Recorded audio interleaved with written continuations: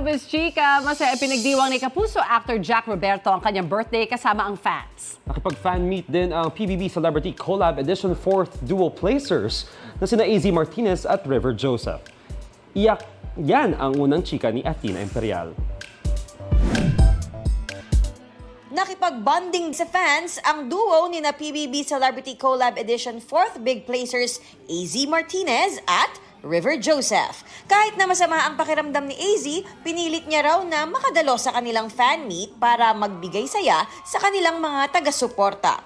Matagal na itong plinan out. A lot of the fans really made an effort to come over to see both of us.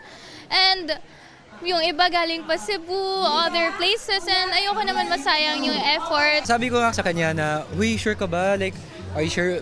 Siyempre priority natin yung health mo and ano, pero wala, push pa rin siya. Sabi niya, I can't miss out on this, and it's for them, it's for the fans. Aabangan sina AZ at River kasama ng iba pa nilang kapwa ex-housemates sa upcoming series na The Secrets of Hotel 88.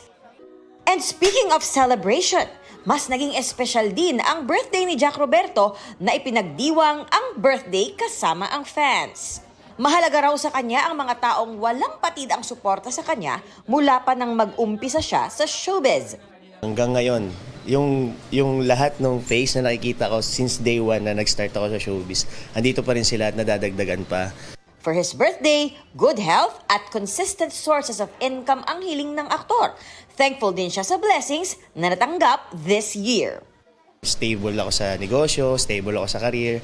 Ang dami kong nadidiscover ng mga new hobbies, may mga new friends, and mga new business partners. Bonus pa ang aabangang bagong project kay Jack.